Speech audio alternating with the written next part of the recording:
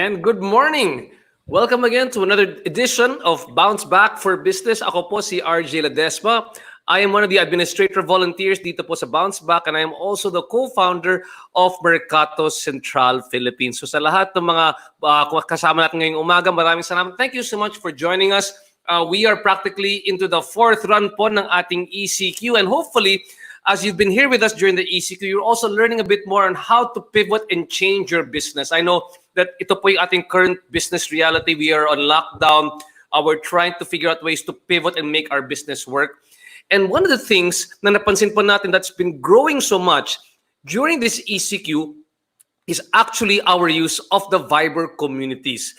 For many people, Viber has become the main source of becoming a marketplace for them para ibenta yung mga produkto nila at yung mga serbisyo po nila. But at the same time, it's become a great community builder.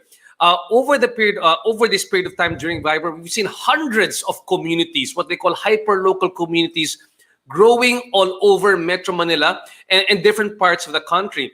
And what we want to figure out right now is how can we build our business on Viber? Not only build our business, our products and services, we also want to figure out a way how to build our communities, how to make it more engaging, how do you make more people come onto your communities, how do you make it more engaging, how do you create more traction for the communities. And that's what we will learn today in our Bounce Back session, Bounce Back for Business, how to help effectively market your products and services on Viber, and at the same time, how you can build effective and very vibrant communities sa Viber. So bago lahat, gusto ko lang batiin lahat ating mga kasama dito pa ngayon. Wow, marami tayong mga kasama. Ang aga-aga pa po. We've got people all the way from Nueva Ecija, Maria Cristina Manglalian Depano. Thanks so much for joining us. We are from Cagayan Valley, Minerva Marco Santos Pagulayan. Maraming salamat po. Mr. Sam Hakoba, kapwa kong administrator dito po sa Bounce Back Philippines. From Balakat, Richard Magbag Yumang. From Calambad, Jen Cristobal. Maraming salamat sa lahat po na bumabate. Kung may mga tanong po kayo sa ating mga panauhin ngayong umaga, please make sure to post your questions over here on our comment section. We would love to ask your questions from our guests here this morning. So let's continue today with our session. Our first guest this morning, our good friends from Rakuten Viber. First of all, allow me to please welcome the Business Development Manager who's really been very helpful for us here sa Bounce Back and also to Viber. We have Miss Veronica Feleo. Miss Feleo, Veronica, good morning. How are you? Hello, good morning. How are you? I'm good, and well, just like everyone else, still on ECQ. Thank you so much for accepting our invitation to appear over here right now on Bounce Back. At bago lahat lang, Verno, can you just share with us maybe what you would like in the end of this talk, what you would like the listeners to take away from you or from Viber? Sure. Well, this talk will be all about communities, no? And basically, we want to showcase the capabilities of communities and even talk about like real-life examples and really to show you guys how you can maximize the communities for your very own small businesses. I see. Great. Fantastic. Thanks so much. I'm looking forward to learning a lot from you also habang po nag-uusap tayo. And next, we also have, the sales manager for Southeast Asia of Viber. We have Miss Karla Banua. Karla, magandang umaga sa inyo, Karla. Hello, good morning. Good morning, RJ. Good morning to everyone listening to us. Hello. So, Karla, you are the sales manager for Southeast Asia, pero dito ka nakabase sa Pilipinas. Tama ba ako dyan? Yes, yeah. Correct. Okay. And then, baka sa inyo naman, Karla, anong gusto mo iparating sa ating mga nakikinig po dito ngayon? What would you like them to know about Viber? Or at least, anong main takeaway gusto mong makuha ng ating mga nakikinig po dito ngayon? Yeah, so maybe myself and Verns would just like to let the listeners know, the SMEs, na there are a lot of channels available for, amplification, your community, your messaging, your content. And definitely Viber communities is one. It's something that you can, use for your phones. At the same time, whatever the objective is, let's say you want to go bigger or reach a bigger audience, amplify more. We have solutions, and definitely Viber can help you with that. Thanks so much, Karla over there. And finally, I've got a good friend over here who apparently, yung day job po niya ay bilang host kagaya ko. Pero ngayon, nag-transition na siya habang panahon ng pandemic, ibig sabihin nag-pivot siya, being a very responsible entrepreneur. We have right now the e-commerce channel head, ang social ng title, e-commerce channel head, and of course, distributor from Pampanga's Best. We have Mr. JC Alelis. JC, how are you doing, JC? I'm good. Thank you for the intro. And thank you for having us. Maraming salamat, RJ, and to everyone from Bounce Back, from Mercato for helping support businesses all over the Philippines. And thank you so much for the valuable work you do. And thank you so much.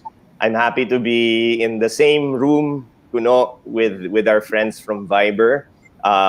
Disclaimer lang po, at the very, very start, sabihin ko na, I am no expert po when it comes to Viber marketing or digital marketing, but I think I see my role also in this talk as kind of representative of you guys as a business person who's actively trying to grow a Viber community. So I'm here to ask questions that maybe you guys gusto nyo rin pong tanungin or want to know from our friends over here from Viber. So thank you so much to Viber for helping us at the very, very infancy pa lang po of our community. You guys were there na. So thank you so much for that.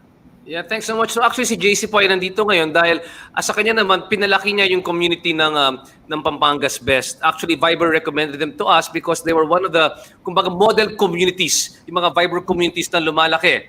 And we want to learn Following the Pampanga's Best community and ayan. then figure out who I need to get in touch with. And good thing I found JC. Ayan, very good. So By the way, sabi na, bati lang po ako. We have some community members who are here. I invited them. So thank you so much po. Kayo po yan. ay maraming salamat. Kaya pala dumadami po yung mga nakikinig po dito ngayong umaga, JC. So si JC nga pinili ng Viber yung grupo nila because sila po isang magandang ehemplo ng kung paano nila pinapalaki yung isang Viber community. At may mga best practices na natutunan si JC na mamaya konti, ituturo rin niya sa atin lahat kung paano niya pinapalaki yung kanyang Viber community. Now, so if you got questions on how to build your presence on Viber, especially during this ECQ, how to sell your product, how to sell your services, how to stand out in Viber, please feel free to leave us questions in the chat box ng Facebook. So unahin muna natin po si Miss Vern Feleo. Vern, can you share with us a bit more about in particularly yung naging evolution ng Viber habang sa panahon ng ECQ because biglang sumabog yung Viber habang panahon ng ECQ. We've been using it but all of a sudden, wow, we're seeing such an increase. Pakikwento lang po ano nangyari sa Viber during this crisis. Okay, so our numbers overall very good. So what we see is that for one, more Filipinos are trying to stay connected. So, for example, yung daily activations namin on Viber has increased by as much as 55%.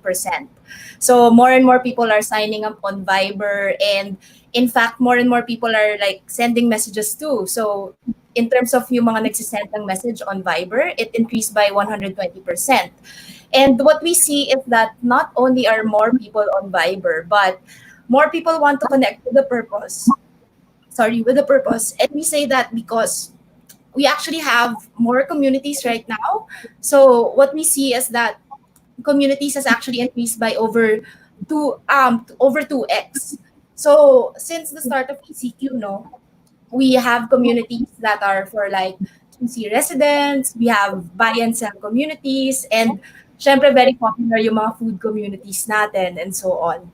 So not only do we have more communities, but since we have more users in the platform, community engagement alone increased by 120% as well. So these numbers very good, really.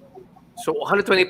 So Yes. so just to clarify lang, yung kung saan po dumami yung mga communities ninyo was actually there were three types you mentioned na dumadami during this period of time. Number one is parang based on geography, di ba? So parang yung tinatawag na hyperlocal. Tama ba ako dyan, Vern? Yes.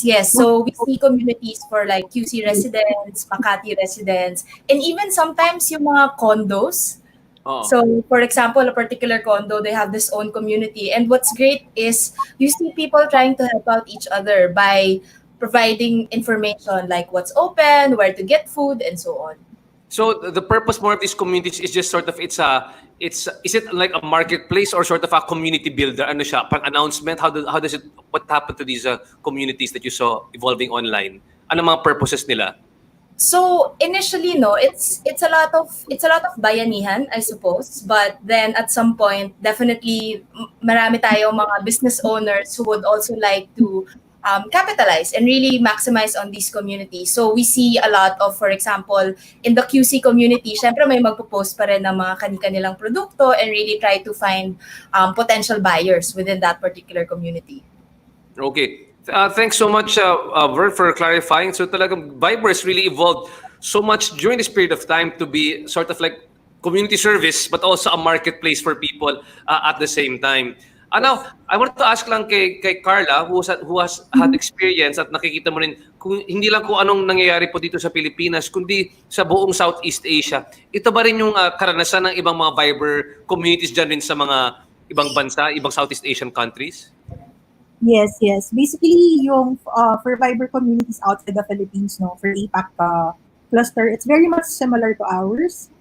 So a lot of brands, groups are creating the communities basically for information dissemination. Kasi syempre, since we're on lockdown, no, it's really used as, let's say, what stores are open, what items are available for the users, basically for the consumers, no, and the brands to continue to engage amongst each other.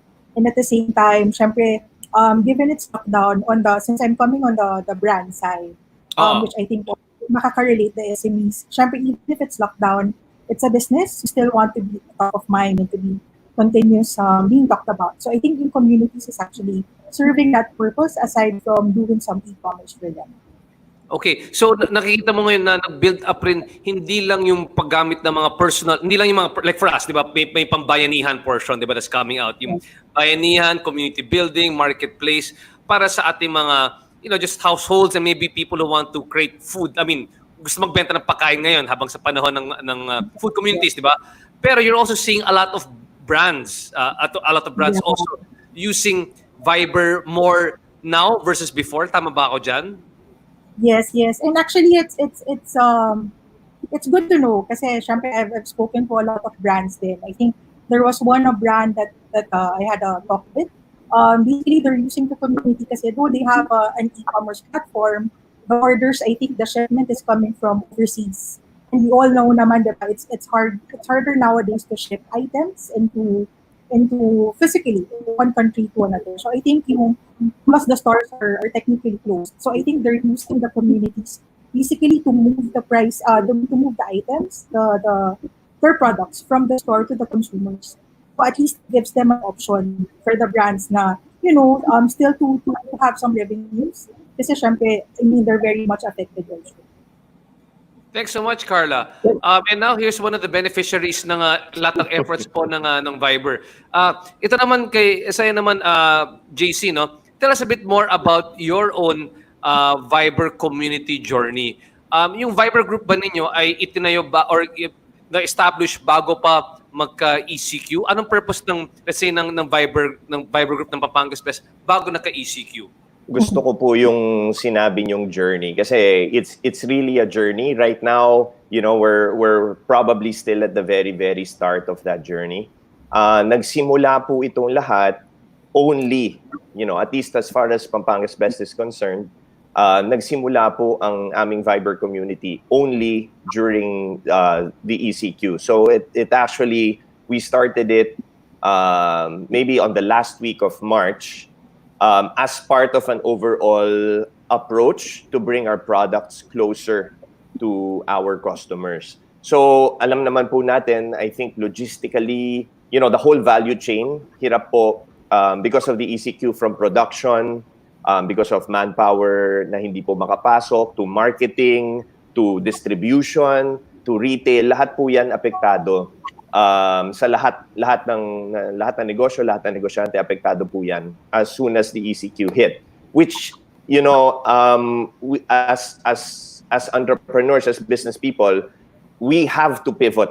Kailangan pong mag-pivot right away because not only do we have a responsibility to bring ito pong mga tinatawag na ating goods and services dun po sa mga sa aming mga customer, but also we have a responsibility sa amin pong mga empleyado to make sure that they still have jobs or employment. And we are one of the few industries who are really because essential goods siya, kailangan po talaga siyang paganahin. So, our approach was, number one, syempre we still have to continue supporting our modern trade and gen trade businesses. Yan po yung tinatawag natin mga supermarket, mga palengke. Tuloy-tuloy po yan. At the same time, we wanted to, and I wanna say hello, alam ko nanonood sila, ang aming pong Mancom Management Committee and our Sales and Marketing Head, Chris Rocco. Our approach has always been to tap various communities. So nabanggit po yung hyperlocal. Ang naging initiative po namin as Pampanga's Best is to reach out to these different communities and tap community leaders. Sino po yung mga community leaders? Sila po yung mga aktibo, may bosses, may initiative. So naka-identify po kami yan at a very early stage. Karamihan naman po, sila pa yung lumapit. Ito ba during the crisis to JC or hindi to during the crisis? Yes, during the crisis. So during the crisis all of this, I think safe to say, all of this has always been in the pipeline, but the crisis made it very urgent. Kumbaga accelerate yung digital plans mo. Correct. So na-accelerate po siya. So we activated these community leaders who became dealers. Now, they started selling our products in their communities. So that's one avenue na nagamit po yung Viber. So many of them obviously used these existing groups. O meron ka for example in Merville, Parañaque, in Barangay Laging Handa, Quezon City, you have these very hyperlocal groups. So we tried to tap dealers everywhere. Now obviously napakarami po niyan. And we can't possibly activate, everybody everywhere. So what we did also on top of that as a third prong, is to do our own or to build our own community. And dyan po pumapasok yung Pampanga's Best Viber community, which started with just 2 people, and now we have almost 3,000. At yung mga tao na they joined the site originally just to yung site ng Pampanga's Best Viber community. Was that meant to be a selling site at the start or a community site or just paglagay ng mga recipes lang? What was it? Was it a formal, informal site? Definitely, it was a way to sell our products directly to our customers who could not or choose not to go to supermarkets, for example. Kasi napansin po namin at the very start, lalo na, people, would line up at supermarkets 2 hours, 3 hours, 4 hours. Some of them would just opt to, not to go, or sabihin na, sige, instead na itong mahabang listahan bibilin ko, ito na lang bibilin ko. So to make sure that our customers still are able to get our products, ang ginawa po namin, we started selling directly online to them. But as the community grew, lalo rin po naming napansin as a brand kung ano po yung value ng directly nakakausap mo yung customer mo. Directly may access sila sa'yo, directly meron kang access sa kanila, paano nilang niluluto, paano nilang hinahandle yung product mo, okay. what they like to do. So it started, to answer your question, RJ, it started as a sales tool, but eventually it transitioned into a very valuable relationship building tool. Parang napansin ko nga pag kasama na ako sa grupo ni JC sa Pampanga's Best. First is like it's sales, but now it's built itself into a community where people sort of share their recipes, di ba? Share what they're doing with the Pampanga's Best dishes. And Tama po. At the same time, they are still ordering from that site as well. That's correct. I think now, so we're transitioning to that part na medyo late stages ng ECQ, medyo transitioning na po tayo.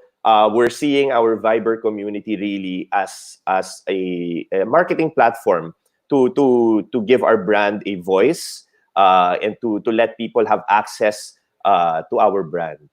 Okay. Thanks so much, JC. A lot of learnings to be had. Sana nakinig po kayo lahat kung kayo po ay gumagawa ng mga sariling community dyan sa Viber ngayon. A great way to start was really JC's. It was not just to build sales, but importante rin to build community, the usage of the product, make people share about the usage of the product as well. Let me go back right now. Again, maraming salamat. Maraming bumabati kay JC ngayon. Si Lisa Magtibay, JC made the product accessible for the community and quick service. Thanks so much, JC. At may isa pa dito, I like this one. This is actually a good question, and I'll keep this in mind. No? See, from John Anasco, for the Viber executives, what's the difference between a regular community versus the Blue Dot community? Do we have to pay extra for a specific set of community which you set up? Maybe Vern, you can start addressing that question. Sure. So the blue dot, that's actually the verification check. And honestly, it's something that we give on a case-to-case basis. So if I may ask, no, better to get in touch with us direct in terms of how we can help you bring that blue dot to your own community. Okay. How do they get in touch with you, Vern, just in case? Okay, my email is veronica.feleo@viber.com. Okay, so for those backstage listening to us right now, to our bounce back backstage, can you please put the email ni Veronica dito po sa front para makita ng mga tao? Again, that's veronica.feleo@viber.com. Now Vern, going back to I really like what JC had to say, but for many people, even starting a community, they might not be too familiar nowadays of maybe how do we start that community and how do we establish the rules of engagement sa isang community ng Viber? Can you explain to us how to build that community in Viber? How to come up with it in the first place? Sure. So in terms of setup, it's very easy, no? From your Viber app, just click compose and then new community. And from the new community, I would suggest definitely would be great to have your own avatar and a short description on the community.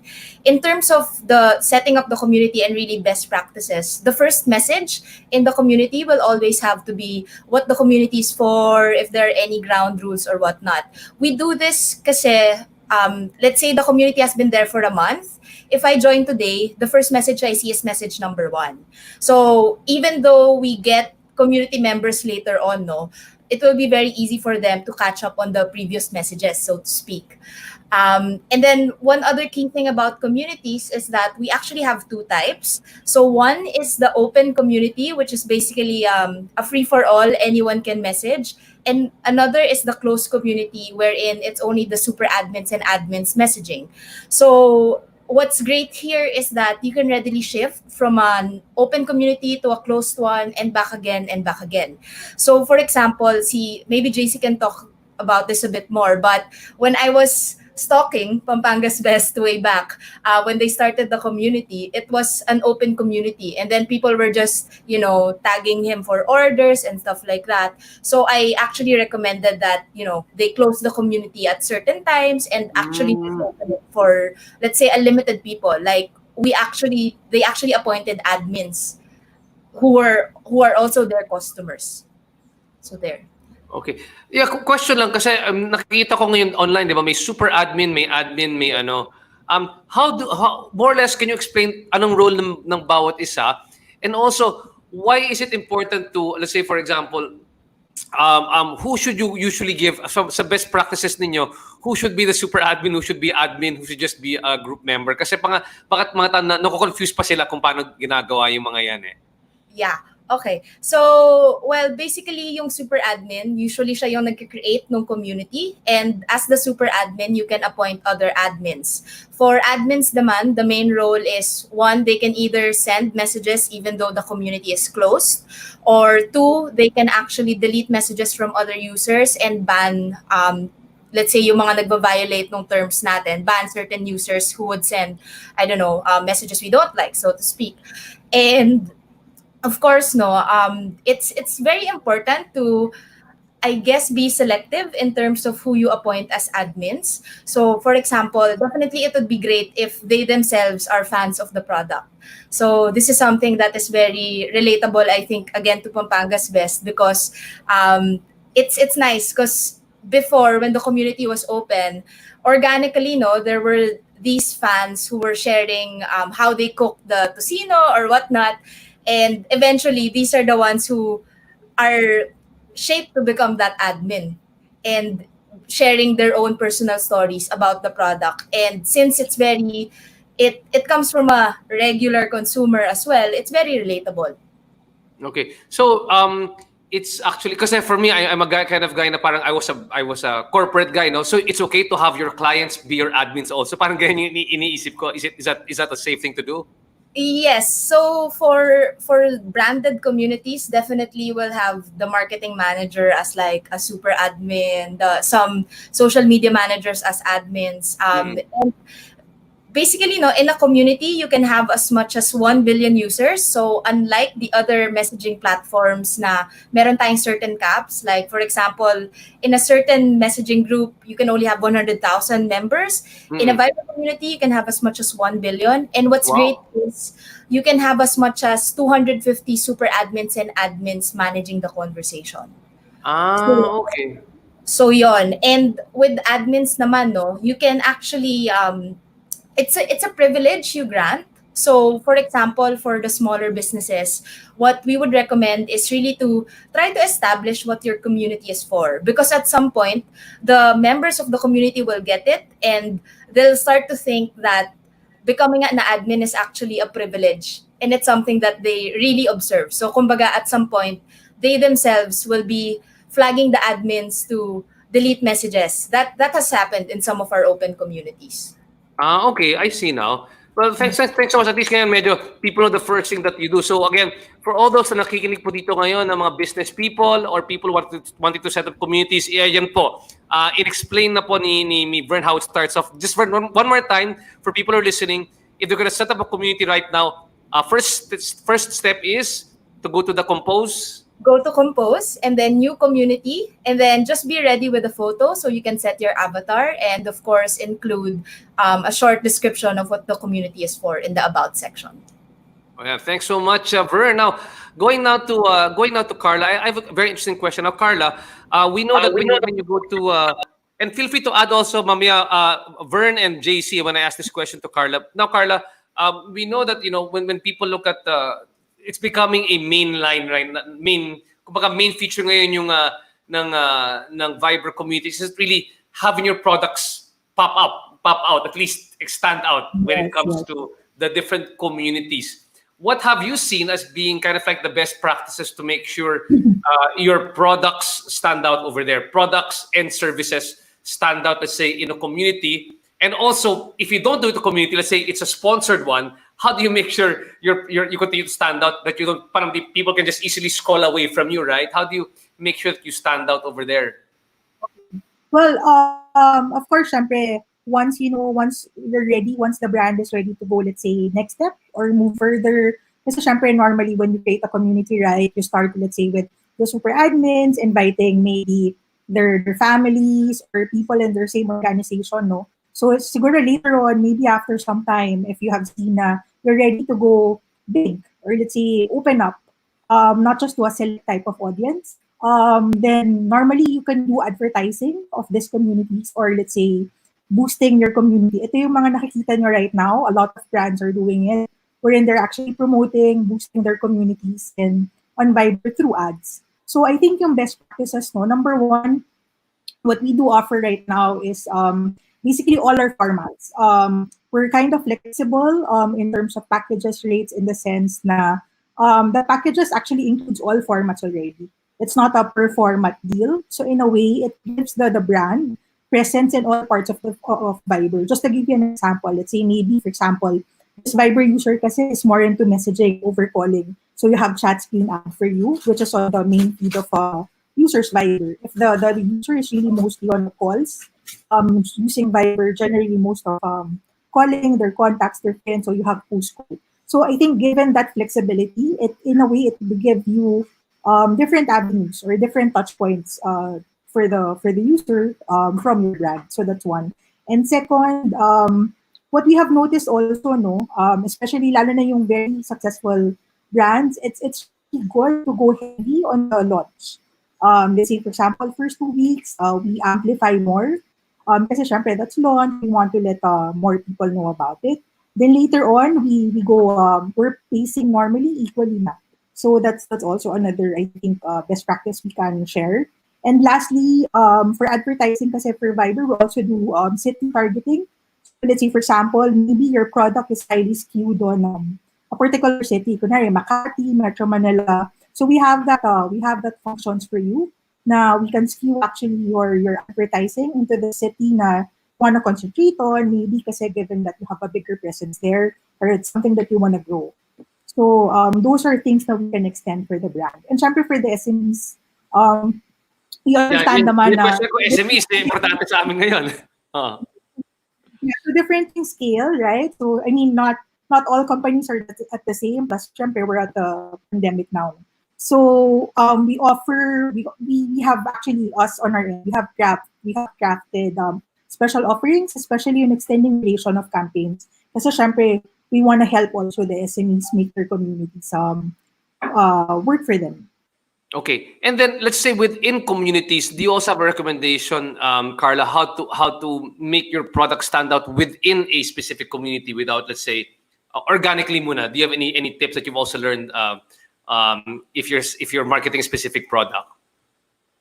Yeah, I think syempre number one, it's really it's really good to the super admin's role will will be so much of importance to the community. So I think to get a super admin na content will also come into play. Syempre, I think aside from information dissemination, I think si super admin or si brand should have some pipeline, I guess, no? Na parang let's say maybe ito we're gonna grow. Tapos ito yung content natin or these are the steps for us to do it. Then come phase two, let's say maybe aside from growing our contacts, how are we gonna extend it? Let's say. Yung mga ganun things, I think that should be ready. Also, especially when it's new, I think there's some beauty and balance kasi in terms of how often do we send the message to our members. Kasi syempre, if we have to keep then the engagement within the community. Kasi lalo na if it's organic muna, which is the first route, the growth will definitely be dependent within the members and their friends. Got it. Thanks so much, Karla. Now, let's go and move on to JC here right now. JC, JC, are you there? Yeah, JC, I'm sure you got a lot of tips also while listening to what Karla was trying to say. But I want to go back also a bit more to, let's say, I guess what's important here is really how you start growing the community. And can you tell us a bit more about what went into how you grew the community? Because at the start, may mga link na sometimes you can let anybody join, which is public link, invite anybody to join, but eventually you have to close it. And I know that the objective really of the site was, your Viber community was really to generate sales, diba? And community became to build a community was second. But apparently now they're hand in hand because they both help increase. Can you tell us a bit more about your best practices that you've seen to grow an online community? I think I'll approach it this way. No, I think we have learned to, or at least from our experience, we look at growth in two ways. I think the numbers of your community are important in the sense na more numbers generally is more members is generally a good thing. And definitely yung sinabi po ni Karla na ways to grow your community through advertising, for example, definitely helps. I just want to mention another group that was instrumental in our growth as far as numbers are concerned, which yung FCC group, Food Contacts Community. We posted there, we reposted again and again, and I think in terms of getting the word out there that there is such a community as ours, that we do deliver, they were a big help doon. So of course, growing in terms of numbers, very important. Advertising, linking up with other communities is very important. But I want to mention also, I want to stress na it's also important to grow in terms of your I guess your purpose for the community, and engagement is also very important, because you could have 100,000, 10,000, 100,000 members, pero hindi naman sila nag-uusap. Pero wala ka namang insights na nakukuha, wala ka namang na share na stories sa kanila. I think that would not qualify for me as a good community. I think a good community, yes, you should have the numbers, but definitely there has to be interaction there. There has to be a feeling of an actual community there. And we learned this by watching other communities, but also through learning by doing, through trial and error. we started out, sabi nga ni Veronica kanina, open community, free for all, anyone can post. And then we realized na, you know what? We love it pag may nagpo-post ng recipes, pag may nagpo-post ng, hey, we got your products, thank you so much. We loved certain things about it. But at the same time, meron din mga bagay na we feel na, ay, hindi to maganda for the community. Ay, hindi mag-grow yung community with this direction. So, through the advice also of our friends from Viber, we made it a little bit more closed messaging. I mean, it's inclusive in the sense that everyone is invited to the community, but the messaging is curated. It comes from the fans. It comes from people who actually use our products. Kasi minsan, may magjo-join. Because the way you advertise the community, you send out the link. You send out the link, anyone can jump in. So if somebody jumps in who doesn't understand the purpose of the community, who isn't really a fan of the products or isn't really familiar with our products, magme-make ng random comment, it's distracting for the others. And sometimes people would leave. People would message me, JC, medyo makulit. Yeah, yung masasabi, medyo makulit yung mga iba nagpo-post, I'll leave na muna. That's not, we don't want that. We want them to stay. We want them to find value in the community. So gradually, nag-transition po kami to a more curated messaging such that galing sa amin as super admin, yung message, yung voice, at the same time, there are a few members na activated as admin. Now, I want to point out something also. As a brand, this is very progressive. This is very risky in a way to give a lot of power. Kasi you're giving, sabi mo nga kanina, I think you were the one who mentioned it, yung client mo is your admin. Yeah. Diba? Does that even make sense? Pero we thought na, hey, you know what? It's not just our community. It's their community. Kaya nga community eh. So we want them to have an active role in what's being discussed, what sort of messaging yung nangingibabaw. And sometimes we'd get feedback, hey, what can we do to improve this sort of product? And we welcome that. So as an entrepreneur, it's a double-edged sword. You put yourself out there, you're connected to your customer through Viber, ang dami mo makukuhang insight, ang dami mong matututunan from them. But at the same time, you have to give also. You have to show your vulnerability, you have to show na you're not perfect, you have to show na you're willing to listen. So double-edged sword yan. But sinabi mo nga, I want to go back lang, sinabi ko kanina yung messaging is curated. Ibig sabihin, messaging is curated. Ibig sabihin, piling-pili lang yung messages na lalabas dyan sa Viber community mo. Diba? Pili siya in the sense that only admin can post. So we restricted to admin because our admin basically, they understand what the group is all about. They understand, kumbaga, I use this term, fully onboarded na sila. No? So they know what the group is all about. Mag-order yung mga tao sa inyo pag sumasama sa Pampanga's Best? Kung pag let's say, a new person wants to come in and order from Pampanga's Best, di sila makasulat dyan sa message sa baba. Paano nila malalaman kung paano sila mag-order? Good question. So we have what we call a pinned post. And the pinned post is a way for any group, any Viber group actually, not just communities, any group familiar ka dyan, you will have a pinned post on top of the group chat. So the pinned post, in our case, is always our online ordering system. So it's omnipresent. Lagi siyang nandyan. Anytime you want to drop in, even if you're not an admin. Let's say, bagong sali ka lang. We posted in FCC, in Food Contacts community, nag-join ka. Wait, what's going on in this group? I'm seeing a lot of posts about chomps. I'm seeing a lot of posts about this product. It must be good. Then you see the pinned post, how to order. So you go to the pinned post, you can order. So in a way, the admin help us provide content for the non-admin who have just joined to peruse. So they can see, ito pala yung sikat.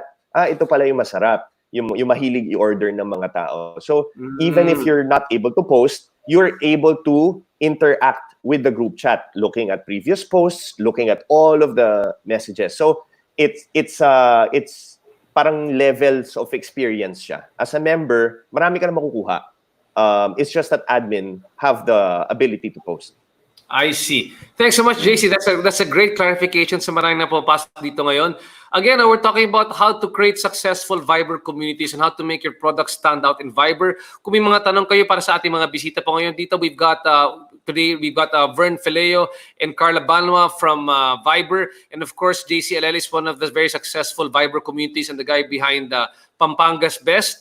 At the same time, what we also have is maraming salamat sa mga kaibigan at co-sponsor pa natin ngayon yung ating Food Contacts community. Again, maraming salamat sa Food Contacts community for also joining us here online. No? Now, I want to go back again to Vern.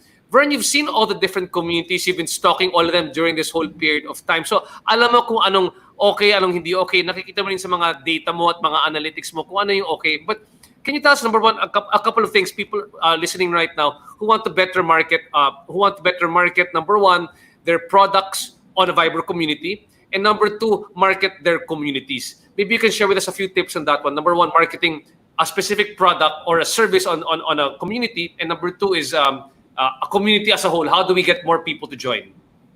Yeah. Okay, so in terms of marketing a certain product in a community, so definitely a nice photo of the product will help. And of course, it's really best to include like let's say for example, you're posting in a community that's not yours. Would be great if you can include either your mobile number, or you can mention that for orders, just message me. So one feature of a community kasi is that when you're part of it, you have that option whether or not to receive private messages. And when that option is turned on, anyone else in the community can message you. So that's actually a great tool for sellers. And in a sense that the other users or those who want to order don't have to type your number or save your number anymore, and then they can just click your avatar and then message you for their orders. So that's one when it comes to promoting your product through other communities. When it comes to growing your community, so one other community feature is that each community comes with a unique join link. So unlike a regular Viber group, wherein you have to have the other users' numbers in order to add them, in a community, just send them the link, and then when they click the link, they'll be asked to join the community na. So it's very easy to invite new members. And one other thing you can do is, of course, when you have that, let's say, strong fan base, may not be that big or whatnot, you can also invite your users to invite their friends who might be interested to your community, to your product, and so on. How do you invite your friends? I know that invite link because I've gotten that one myself, di ba? Yes. But how do you invite friends? Is it also the same way? Just send them the link also, ganyan lang? Yes, you can. Well, two ways to invite your friends, Either you add them to the community, meaning from your address book. So if it's saved on your address book, then just click this icon on the top right, should be there. Add other members in the community. One other execution is, of course, you send them the invite link. Okay. And then the other thing,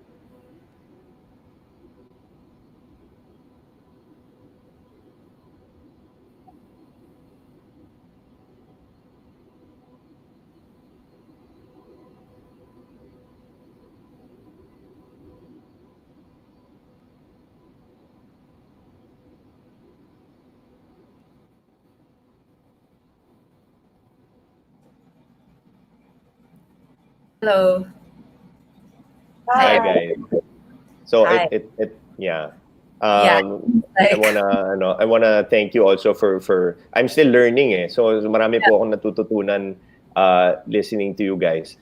I think I'm back. I'm sorry. I'm back. Yeah, I'm back. Okay. Sorry. The next question I also had for Vern over there was, Vern,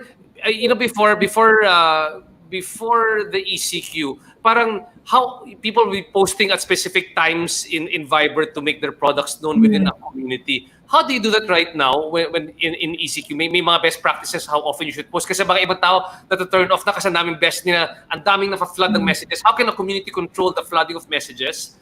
And number two is, bilang isang tao na nagpo-post tungkol sa mga produkto ko, how often should I post maybe online on Viber? So that one, no, it's something that the food contacts community has done pretty well. So initially, si food contacts, it was an open community, and then you have the sellers na magpo-post every hour. So if for example you're a seller, you want to post in a certain community, I would recommend some sort of spacing. Like for example, once a week, something to that effect. And if you naman have your own community, I would suggest you figure out the ideal duration, because with community naman, no, you can readily see how many members you have, if they increase, if they decrease, so how often you post and as to what times. Of course, it's something that you have to figure out. Again, it's based on your product. Oh, I did mention that before ECQ, um, it there were a bit more defined times, like for example you post during lunch breaks or after work. But now, given that it's ECQ, everyone's at home, everyone's using their phones and on Viber, so it's pretty much an open space which you can essentially customize, really depending on your own product. So wala na yung specific time or duration. Oh, so parang wild west tayo ulit. We're just learning again right now kung what's the best Yeah. practice for this time. But perhaps nothing too late at night. Because Okay. as mentioned, no, in a community, it's part of a user's main chat screen. Eh. So it would be nice to, I mean, not naman push a product at like off-peak hours, like 11 p.m. or whatnot. Okay, got that already. Thanks so much, Vern. Carla, during this period of time ng ECQ, para nangyari, naging great equalizer yung Viber. Malaki man o malit yung produkto mo, ikaw ay home-based at ikaw ay or a big restaurant, parang pare-pareho na yung footing nyo online. My question for you here right now is how do we continue to make sure that pag ako ay brand na nandyan, whether I'm a small business or a big business, how do I continue to maintain my presence? Kasi sayang naman, di ba, nandyan ka na, ayaw mo naman na pagkatapos ng ECQ or GCQ ka na, mawawala ka na lang sa Viber, di ba? Sana ma-maintain mo pa at lumaki pa yung pagbenta mo online or your product's ability to sell online, lumaki pa yan. What are you seeing? What can they do to maintain that? Yeah, so definitely no, I totally agree. Since we have created already that space, meron ka ng members, you have already that base. So sayang naman if you won't maintain it, or if you won't maintain it at the very least. Syempre the goal is to grow it. So definitely we have to look ahead. I think posting catalogs, promotions, especially for the brands, won't do it for you. There has to be, as JC said, no. I think for them, diba, as he said, parang he doesn't care if he has this X number of members. Kasi syempre on their end, what they're looking at is how many engaged members do we have. So I think looking ahead after ECQ, post ECQ, you have to plan, let's say, engagement activities that you might want, to interact with your members. One branded community, what that I've been seeing, which I think is very, very good. They're actually celebrating milestones with their members. Talaga? So I think I think that's a good pickup for the brand, from a brand. So let's say, for example, if they hit a certain milestone that, for example, they reach, let's say, 40K members, 50K members, they celebrate it with the members, and give some promotions, extends deals to them. So I think that's actually a good move then for the brand. And syempre, once in a while, in terms of, let's say, advertising, no, syempre, as Vern said, no, since it's main feed of a user's Viber, on the advertising side also, for the brands that come to us, we also have internal policies in terms of setting frequency cap for the advertising. Syempre, at the end of the day, ayaw naman namin mabugbog the user with the advertising from the brand. So normally we set, let's say, 2 times per day per user, for just enough for awareness purposes. But I think more than that, let's say, kunwari 5 times or more, medyo kinda iffy na to do it. Okay. Thanks so much, Carla, for helping us better understand that. No. Now going back to JC naman, JC. For you naman, I want to understand right now how really in terms of business building, how business building has Pampanga's best been as a community. I mean, I understand, of course, syempre, you have three avenues to build distribution. was it a very significant growth that you saw as a result of building your Viber community online? Was it very good, and how do you plan to maintain that?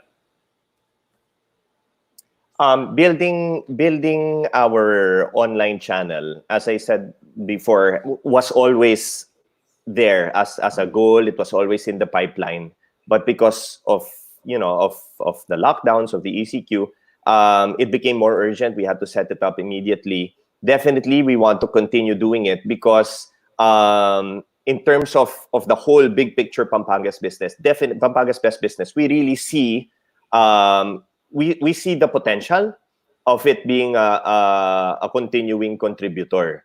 Not just in terms of sales, again, but more of kind of as the tip of the spear. Explain ko po yan. Kasi we saw that whatever was trending, for example, in our Viber community, ano ba yung pinag-uusapan ng, napakasarap pala ng chomps or ng snappy frankfurters. A lot of customers were experiencing the joy of discovering some of our products for the first time live there in the Viber group, and nasi-share po yung joy nila. So immediately may magme-message sa amin, hey, can I order this? Mukhang masarap. Hey, pinag-uusapan tong matry nga. So they would then message us, and we saw a ripple effect throughout the rest of the business. So it's the tip of the spear. It's a small, very exclusive, well-defined group. But at the same time, dun namin natututunan yung preferences ng customer. Dun namin nakikita maybe what products we should push more, what changes we need to make to our portfolio, and the rest of our business learns from that also. So ang distributors namin, biglang, okay pala tong product na to, dati hindi namin ino-order yan. Maybe we should carry it because people will start looking for it. Kasi nagte-trend na siya. So that's what I mean po by it's the tip of the spear. And so, it's something definitely we want to continue. So what happened during this ECQ? It was just a lifeline for you to continue talking to your customers, di ba? Tama ako dyan. But right, and it's not a big portion of the business, but you see it as very important when it comes to the marketing, particularly of your products. Tama ba ako? Yes. I mean, it's getting the marketing understanding of how things are being how the market wants to perceive your product. Parang naging testing ground mo yan, di ba? Naging testing ground mo ulit yung Pampanga's best. Correct. Kasi of course, any business person would know you should get to know your customer. You should, if your customer is changing, evolving, ang lifestyle niya nagbago, which we experienced, firsthand, instantly because of the ECQ, nagbago ang lifestyle ng customer. You have to change with them. You have to evolve with them. So, when Pampanga's Best was started, when the first tocino was being made in 1967 by Lolita Hizon, the grandmother of my wife, she made the products at her home. She started selling to her neighbors around the neighborhood, around the barangay. So it was very person to person. Kilala mo yung nagbebenta sa'yo ng tocino. And right now, the business has grown, the market has grown. We want to maintain that sort of close relationship with them. I see. And thanks so much, Jace, for explaining that one to us. And now I want to just widen this discussion right now and really find out, is if you look at things, the bigger picture is we're moving from the ECQ to GCQ. What will be the future of these Viber communities right now? Where do you see us moving from here, Vern and Karla? No? So Vern, when we look at this one, Vern, right now, we're seeing, we know it was very helpful, these communities, prior to, let's say, for example, during the ECQ, that there was no other way to communicate. We didn't know what was open. So literally everything was going to us via Viber. But now things are opening up, but people still don't want to leave the house because of social distancing, because we haven't really flattened the curve. Where do you see us taking things? Do we still continue building our communities on Viber? Or are there going to be different ways to build our communities on Viber now? Vern? Yes, definitely, no. I would encourage that since you already have your base, and as JC mentioned, it's a very personal space, and that space, it's something that you can utilize even after this ECQ, and even after all this is done, we'll be entering into what we'll call a new normal, or well, we'll just call it normal these days. Oh, No? normal na. Oo. But basically, it would be great to, of course, always have that online channel as an option, because as you said, people are really afraid of going out because the virus is still there, and it's still a very big threat to all of us. So how do you think we're going to evolve? How do you think it's going to evolve things on Viber? How do you think how do we prepare now? Yeah. So definitely now's the best time to grow your community very aggressively. And then once you have that base, of course, once this is all done, definitely you invite them to visit your offline spaces if available.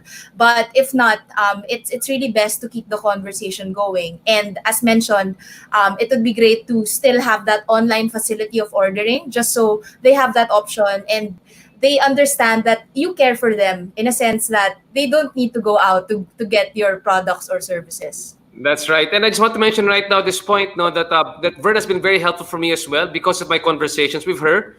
We've actually we're starting off with our Mercato online community, because just like sabi ni JC kanina, we have to pivot our strategies as businessmen. Dapat iba na yung pag-isipan natin.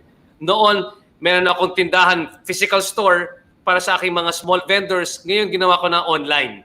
And we're going to start using online delivery for our vendors, so you can go online for Mercato online delivery. And at the same time, so there's one Viber page for that, Viber group for that one. So if you can share that Viber group, okay lang sana Pia, if she's there listening, that's for the Mercato online delivery. We're inviting people right now to join that group. So if you want to get your favorite Mercato food, that's going to be our marketplace to help our small vendors. But the other thing also that we're doing together with Vern is that we are helping people who want to become food vendors, because in the end, yung Mercato was really an incubator for small food businesses para lumaki sila. We taught them how to do entrepreneurship, marketing, sales, costing for their food. So if you also want to learn how to become a better food vendor, and eventually you want to be cared on our platform, you have a Mercato food vendors platform as well. So again, Vern, thank you so much for the support and for the advice. We hope to grow our community as big as probably as JC's as well, because they've been doing such a great job at it. And then JC, Mamia, can you please share with us your Viber as well here on the private chat so we can see it. Now, Vern, any last words right now, particularly for people who want to start building their communities on Viber that we haven't covered just yet, or for their products? Well, in terms of last words, no. So the community facility is there, and this is actually a great product that can really help you guys. So I suggest you try it out. It's very easy to set up, and of course, if you have any questions, you can always reach out to support at Viber, and well, you also have my email. Yeah. Vern, thank you so much. You've been very, very helpful for all of us. Thanks for supporting the growth of small businesses. We look forward. Swerte ka, mga kinakausap mo nandito ay si JC at ako. Mapapakain ka ng ECQ, ng D-Oras, ng pinakamasarap na Pampanga's best, pati mapakain mula sa Mercato Centrale. Again, maraming salamat. Ms. Veronica Feleo, Business Development Manager of Rakuten Viber. Thank you so much. Karla, moving on to you. How do you see as well the community evolving for us when it comes to Viber? How do we prepare for the new normal, and how do we continue to integrate Viber into our marketing practices as well? Yeah, basically all the things that you said are correct. I totally agree with that. As you said, no, we're from ECQ, we're moving to moderate ECQ, which in a way still ECQ. So given that we have, I think for brands, no, I don't think we can continue doing past practices. So we really have to innovate and think of other solutions, ways to reach out the brands. The Viber communities can be an additional platform for the brands to do that, to continue to engage with them, as what JC is using, no, for an online platform, online ordering platform. So I think since not everyone can still go out, so this one should continue.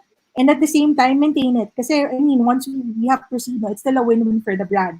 Because it becomes an additional touch point for your business. which I think is good. That's our goal. And also, no, aside from just, let's say, an additional touch point in terms of, let's say, actual purchases, orders, and etc., it can be a good insights then for the brand. Let's say, lalo na given how engaged audiences are in your community kasi they have, they have opted in, they have voluntarily joined your community. So those insights will definitely be of good use to the brand. Yeah, and thank you so much, Karla. Thanks so much for the support.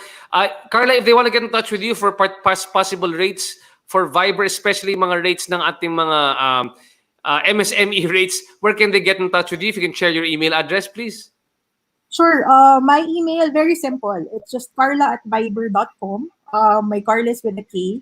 So that's it. You can just email me for inquiries, then we can discuss on how we can start with or how we can help you guys. Thanks so much, Karla, Sales Manager for Southeast Asia for Rakuten Viber. Really appreciate your time. And finally, for my good friend JC Alelis, JC, how do you plan to evolve further the community of Pampanga's Best? And also, what are your final tips that you want to share also with lahat ng mga tao na gusto lumaki ang kanilang negosyo sa Viber? Siguro po, parting shots. One, again, if there are any members of our community still watching, hello po. Thank you so much for your support. We asked them, do you like this platform? Do you want us to continue this platform? And it was a resounding yes. And we have been trying to be customer led as far as this whole ECQ experience is concerned, and we've learned a lot of valuable things. So we want to continue that. We want to still make the ordering platform available to them, even as the traditional platforms of commerce reopen and are made available, because we want to have something for everybody. If you prefer to do it the way you've always done it, purchase our products where you've always purchased our products, that's perfectly fine, and thank you so much for your support. But if you found it very convenient to deal with us, through Viber, or to order through us through there, we want to make that available for you. So definitely, we'll be continuing it.